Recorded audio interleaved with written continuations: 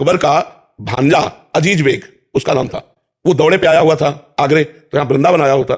उसने देखा इतनी सुंदर स्त्री और 9 युवती और वस्त्र गंगा यमुना स्नान से शरीर में लिपटे हुए थे। तो उसने जो उसके साथ थे आदेश किया कि इसको हमारी सेवा में भेजा जाए। बोले नहीं, ये तो संत हैं, कोई संसारिक पुरुष नहीं है, ये नहीं आएंगे। अब उसका मन गलत हो चुका था, वो पदवी पे था, तो उन्होंने कहा अगर आप किसी भी तरह का शासन प्रयोग करते हैं तो समाज बिगड़ जाएगी। तो 2 वैश्याएं उसने खरीदी और कहा, परिचय दिया कि उनको किसी भी तरह छल के द्वारा हमारे पास लाओ। और वैश्याओं ने साधु वेश धारण किया, रसिकानंद वाले में पूरा चरित्र है।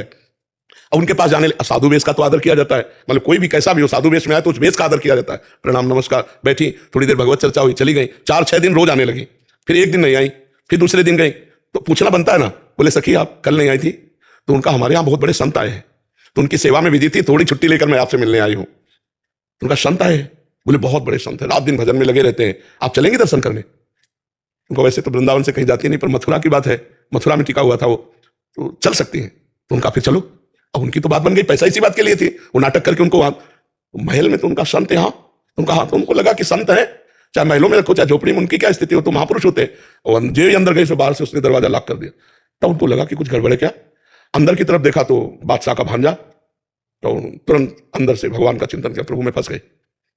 अब माया का जाल, तो जो ही सामने बढ़ा उनका एक दूर स्पर्श भी मत कर लेना, नहीं तेरा सर्वनाश हो जाए। अब वो कहाँ है बातें समझने वाला, बस उन्होंने श्री हरिवंश श्री हरिवंश श्री हरिवंश, तो उसको दिखाई दिया सिंह, और ऐसा दहाड़ा सिंह कि वो मूर्छित हो गया। और वो सखी अंतर ध्यान, और वृंदावन में रसिकानंद वाले में देख लेना, जय भगवान को पुकारा, भगवान ने अद्भुत लीला कर तुम अन्यथा कर तुम।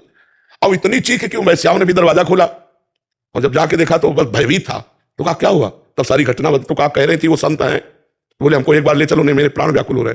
लाए, साष्टांग दंडवत किया और कहा देवी मेरी गलत भावना थी, मुझे क्षमा करो। और बहुत सी भेंट रखी, उनका भेंट की जरूरत नहीं, तुम भेंट ले जाओ, बस एक बात ध्यान रखना, जो भजन करने वाले ब्रज क्षेत्र में उनकी तरफ आंख उठा के मत देखना, भगवान उनकी रक्षा करते हैं।